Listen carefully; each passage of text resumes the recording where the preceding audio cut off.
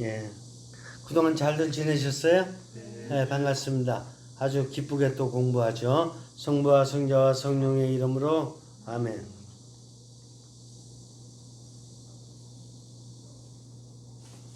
성부와 성자와 성령의 이름으로 아멘. 오늘은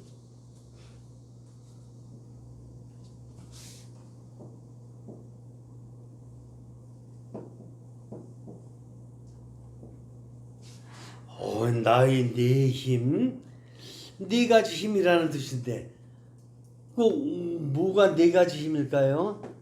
자, 눈에 두 가지 힘 있고 코에 한 가지 힘 있고 귀에 한 가지 그거 얘기할까요? 아니면 오른손에 왼손에 두 힘이 있고 또 두 발에 힘이 있으니까 네 힘, 그 얘기하자는 거예요? 네 가지 힘 뭘까? 근데 네 가지 힘 되게 중요합니다. 자,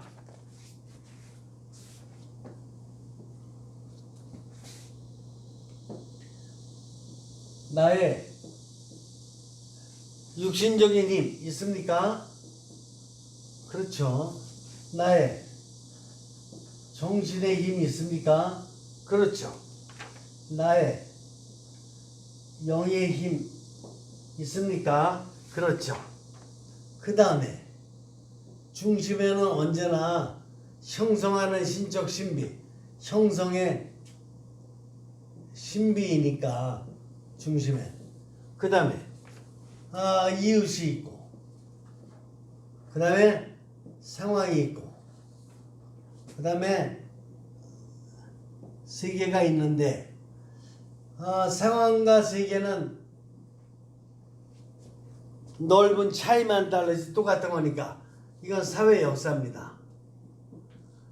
사회 역사에 힘이 있습니까? 있죠. 사회 역사가 힘을 가졌으니까 여러분들 예를 들어서 교통 위반했다고 경찰서에서 출두하라 그러면 신경 쓰이잖아요. 경찰서가 지는 힘이 있으니까. 그렇지 않습니까?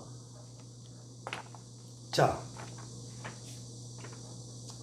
나는 네 가지 힘을 잘 써야 됩니다.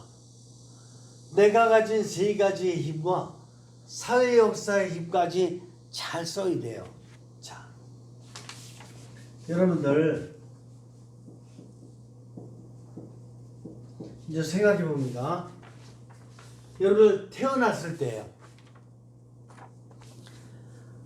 여러분들 지금 어머니 뱃속에서 지금 막 다 태어났어요.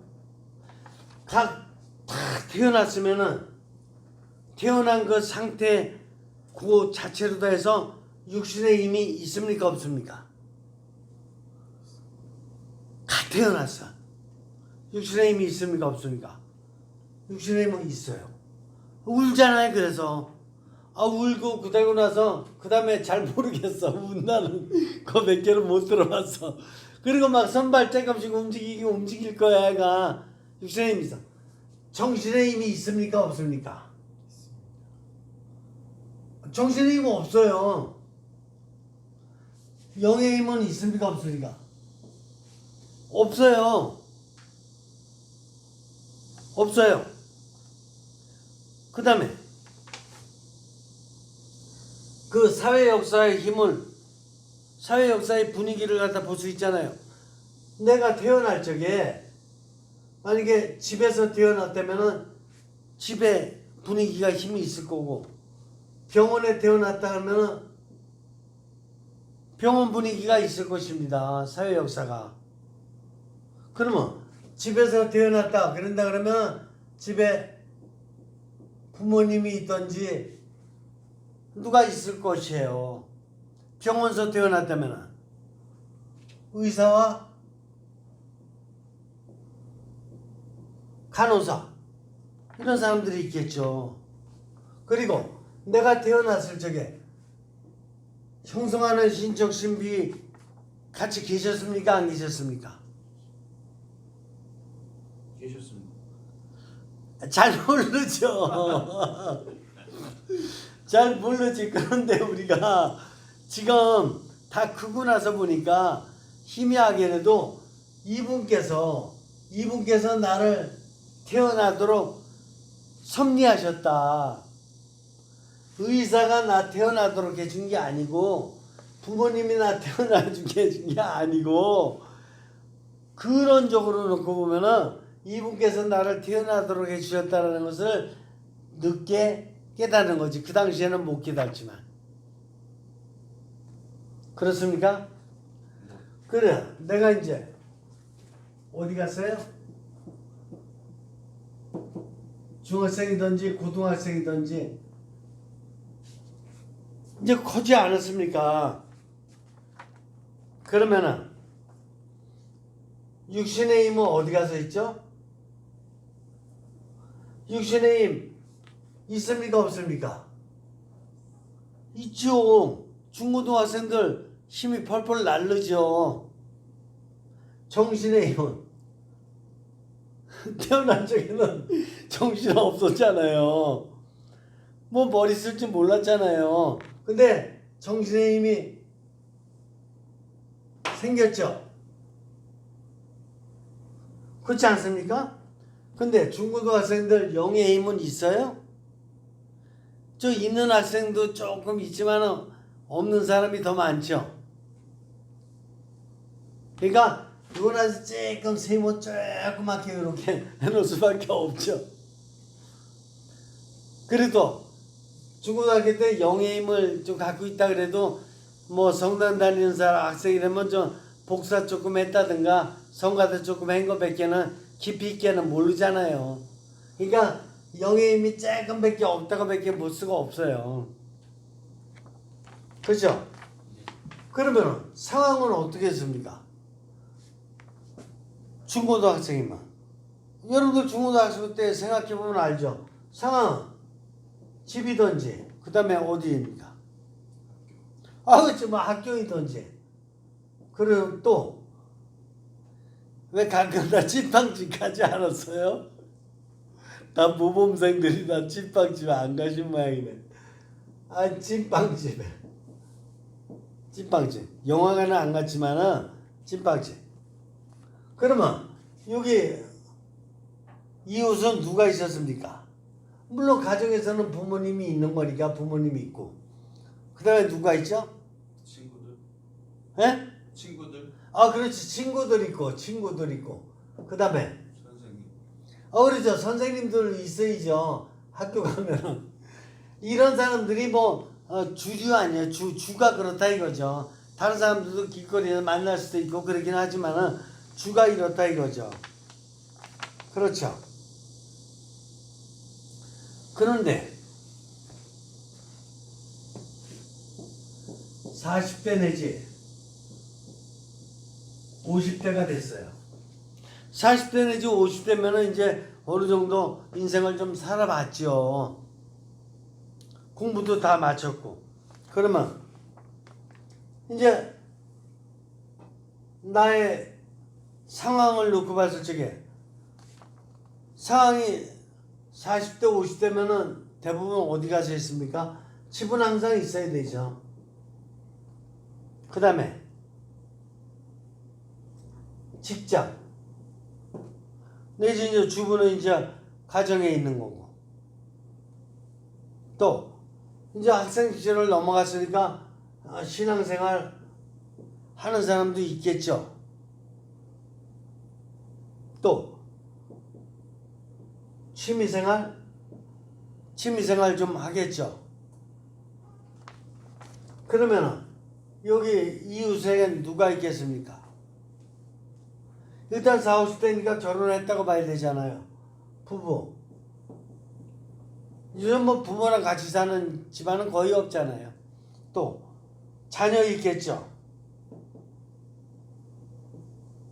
또 직장 동료 있겠죠. 아니면 저 자매들 같은 경우에는 뭐 신앙생활하는 교우들 또 친목회 친우들 뭐 이 정도 있지 않겠습니까? 그런데 하나님은 있습니까? 글쎄요. 자, 보면은 육신의 힘이 있습니까? 40, 50대. 육신의 힘이 있죠. 육신의 힘으로 다 돈도 벌어오는 거고 가정 살림도 하고 그러는 거죠. 정신의 힘은? 정신의 힘도 있죠. 그래야지 자녀도 보살피고 뭐 이렇게 여러 가지 하지 않습니까? 영의 힘은? 영의 힘은 어떤 사람의 경우에는 조금 이렇게 커질 수 있겠고, 또 어떤 사람의 경우에는 아예 없는 사람들도 뭐 그 중 안에 있어요. 없는 사람들도.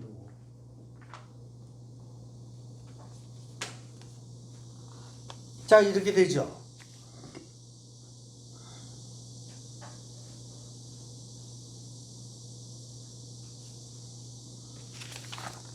자, 뭘 보고자 하는 거죠, 이게? 그럼 종합적으로 놓고 보면은 이 상황, 사회 역사라는 게 결국 공통적으로 다 집이죠.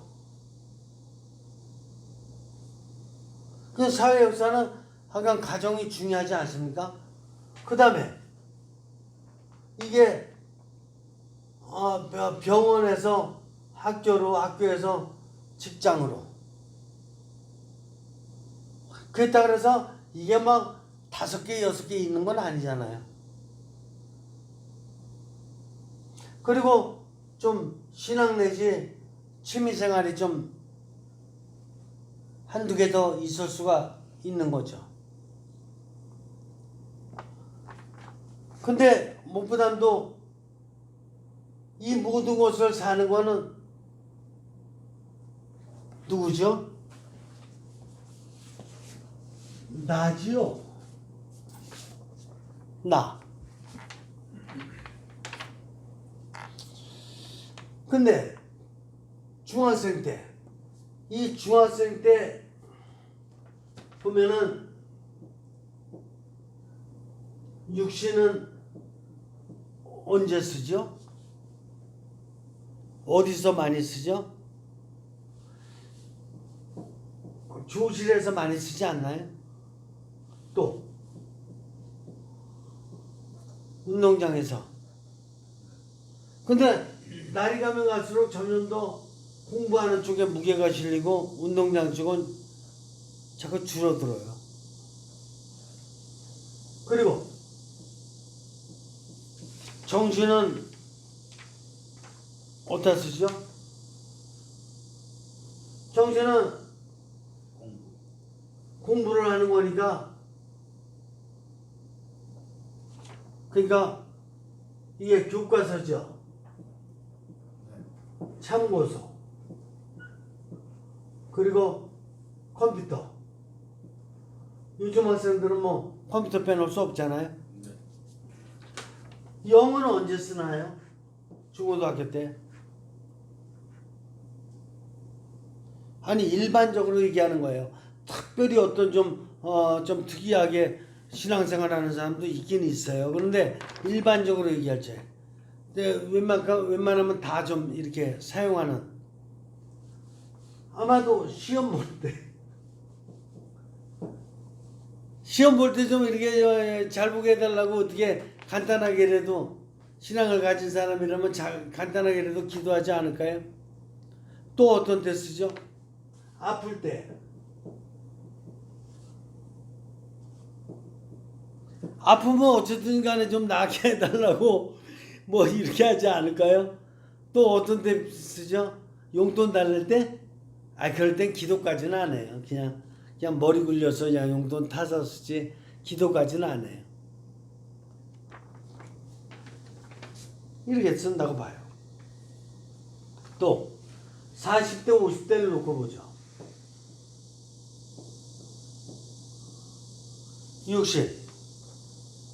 육신 보통 어떤 때 쓰죠?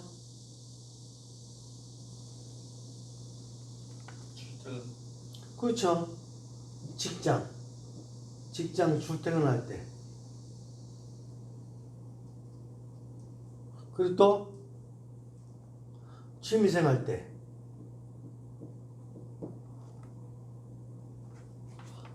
또 간헐적으로다가 종교생활.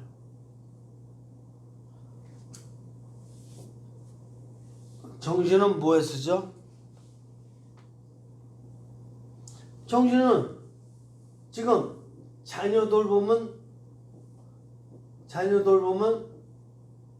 거의 끝판이에요. 아이들부터 고등학교 졸업하면 거의 끝판 아니에요? 40, 50대니까. 거의 끝판이면 이제 그 다음에 내 삶을 살아야 되잖아요. 근데 부모와 모친 사이가 차이가 좀 있죠.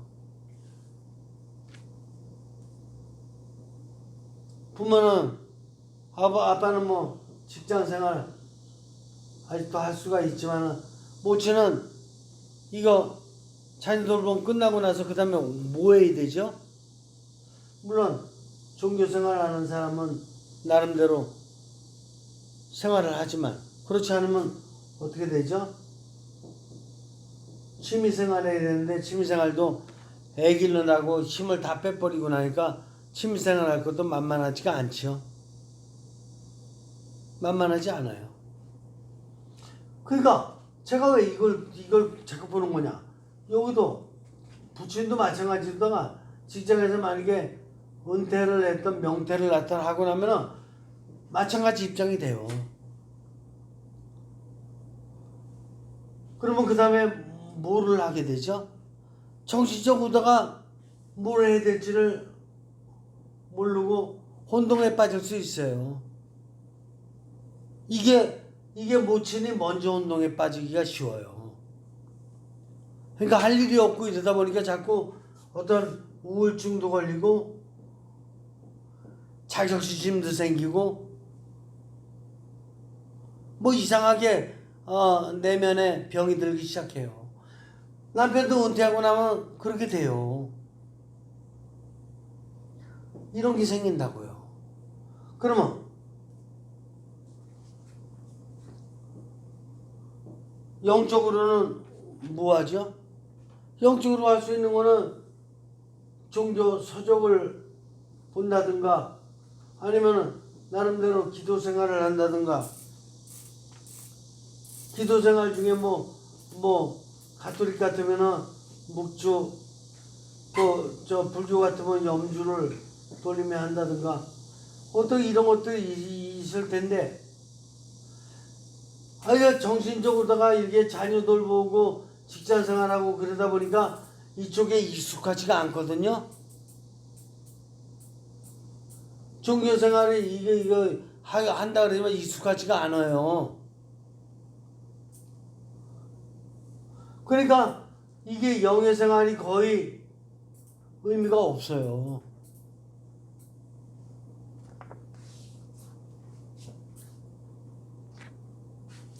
그러면 이때도 저 탄생시에는 60만 있지 정신 영은 아예 없는 상태에서 이럴 때는 영의 생활이라는 게 약간 시험이나 아플 때나 살짝 이렇게 생각나니까 이게 균형이 어떻게 맞습니까? 균형이 밸런스가 안 맞죠? 이때는 뭐 그럴 수밖에 없지만은 밸런스가 안 맞아요. 균형이. 그러면 이때도 밸런스가 맞지 않아요. 균형이 안 잡혀요. 근데 균형 잡혀서 사는 사람이 없다는 건 아니에요.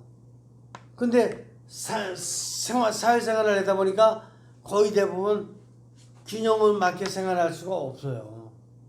그리고 균형 맞춰서 생활을 하려면 결국은 이게 직장 생활을 한다든가 자녀를 돌보면서 영적인 생활의 균형을 맞춰야 되는데 그렇게 배우지를 않았거든요. 신앙생활 꼭 그냥 종교에 나가야 되거든요. 대부분의 경우는.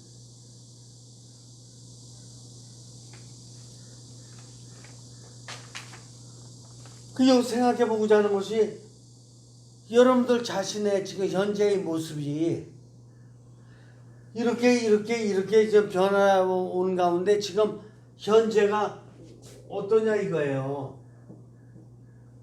현재 여러분들의 육신의 상태, 현재 여러분들의 정신의 상태, 영의 상태가 균형이 잘 맞춰져 가지고 행복하고 자유롭고 이런 삶을 사느냐, 아니면 현재 여러분들이 이 삼중구조 중에서 어느 한쪽으로 치중된, 예를 들어서 취미생활 그러면 육신에 치중될 수도 있겠고, 또 어떤 독서 모임이라든가 뭐 이렇게 뭐 공부를 하는 사람은 정신에 좀 치중되거나 직장생활에 막 치중된 사람도 있을 수 있겠고, 이 밸런스를 맞춰서 산다는 게 결코 쉽지가 않거든요. 근데 인간은 어떻게 살아야지만이 밸런스가 맞냐?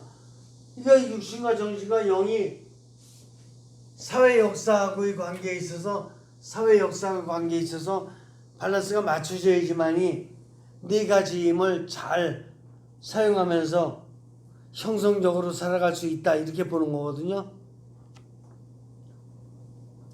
근데 일단은 이 삼중 구조에 대한 이해가 안 돼 있다 이거예요. 일단 영을 제껴놓고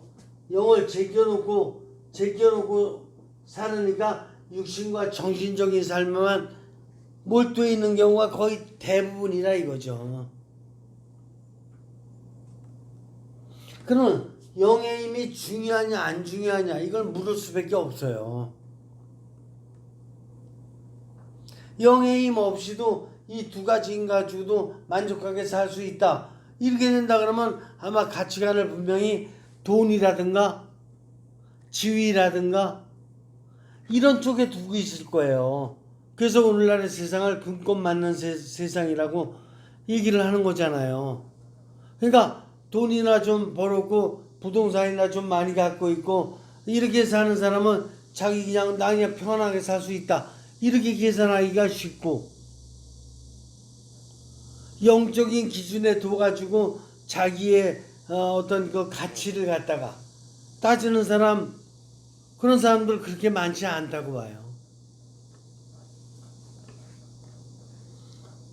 문제는 나는 어떻게 살았던지 간에 우리 자녀들이 어떻게 살아야지만이 참 행복과 자유와 그리고 참 평화를 느끼면서 살 수 있는 것인지, 이걸 되묻지 않을 수가 없어요. 근데 인간이 그렇게 밸런스 맞춘 삶을 살려면은 최대한 어렸을 때부터 이런 밸런스 맞추는 삶을 살아갈 수 있는 원리를 제시해 줘야지 맞을 거예요. 이게 하루아침에 삼중구조의 삶이 이루어진다고 볼 수는 없거든요.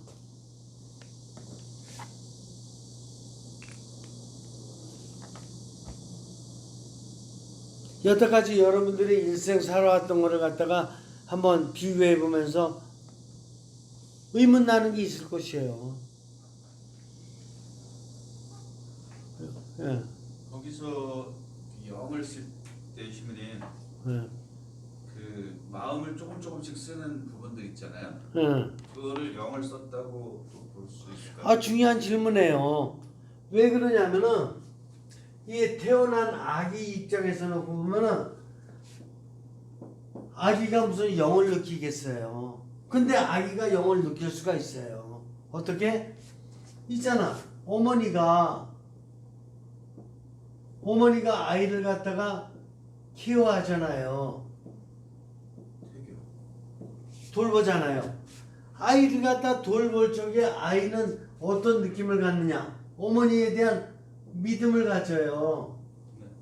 그리고 아이가 뭐가 뭐 이렇게 부족하고 그러면 막 울잖아요. 그런 어머니에 대한 희망을 갖기 때문에 내가 울으면 어머니가 또 뭘 해주잖아요. 그리고 이 아이는 어머니의 사랑을 받을 적에 만족해요. 이 신망의 삼덕이거든요. 이게 신망의 삼덕이 어머니를 통해서 하나님을 느끼는 거거든요. 이게 하나님께서 원하셨던 선형성의 방법이에요. 이 어머니를 통해서 느꼈던 것이 이제 아이가 성장하면서 또 선생님을 통해서 느낀다든가 아니면은 의사님들을 통해서 느낀다든가 이런 식으로 가는 거거든요. 사회적인 차원에서. 그러니까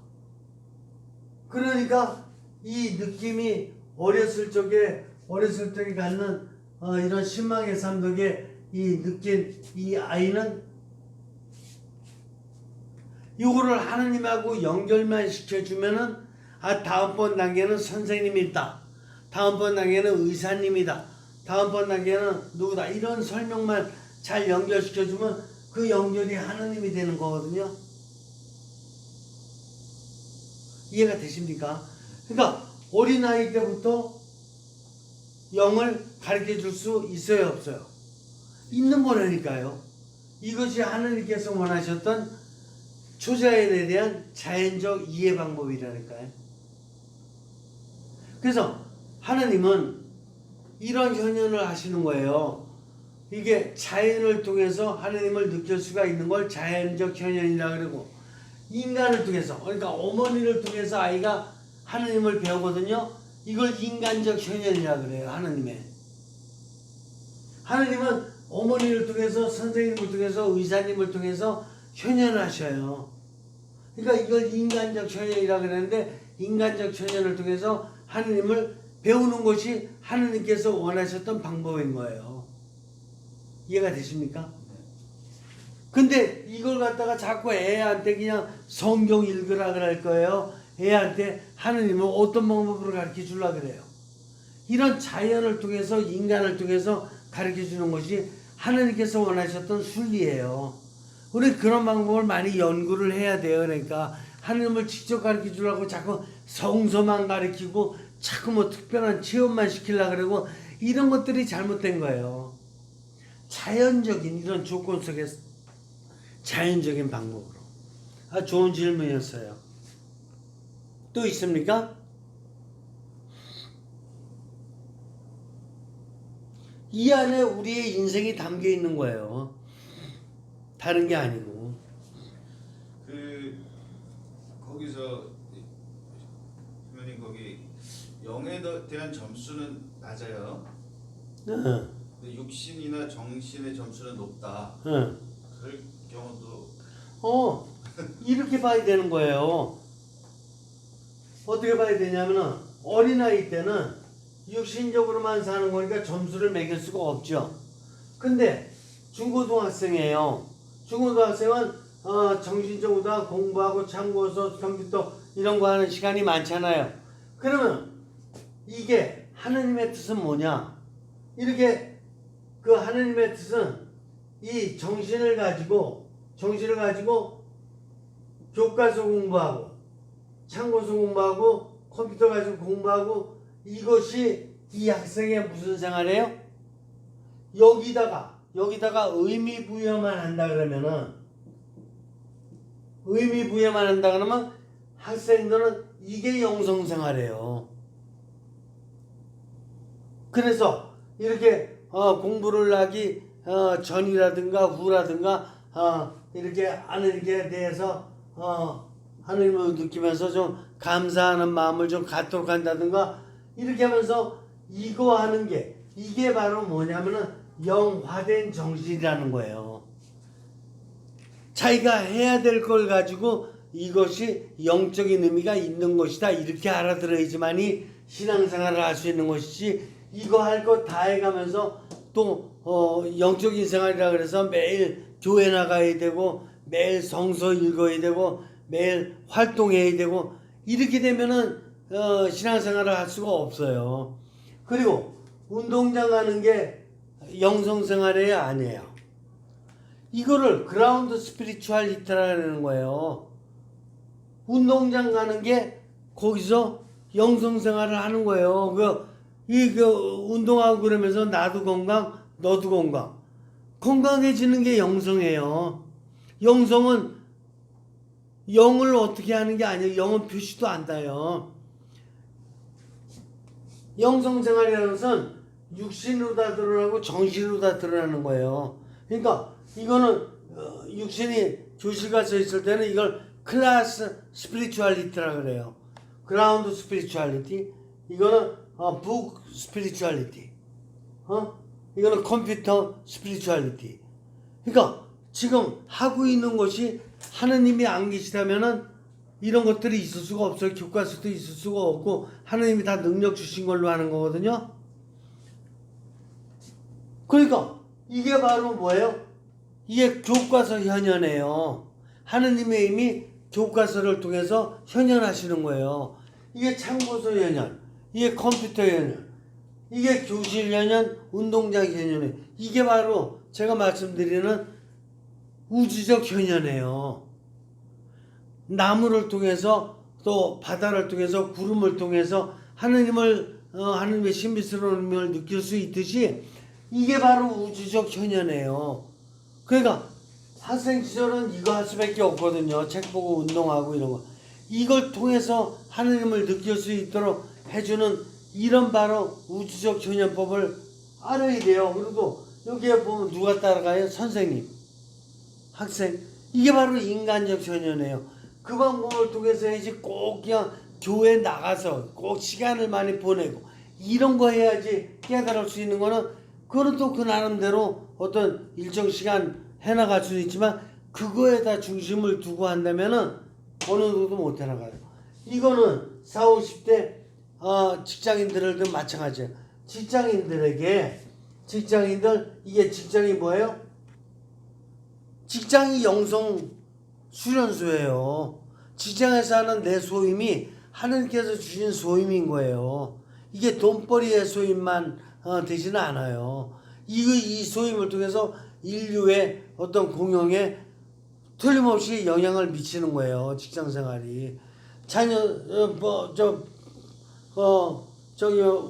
모친들도 살림살이 하는 것이 가족들의 어떤 이런 삶에 영향을 분명히 미치는 거라니까요.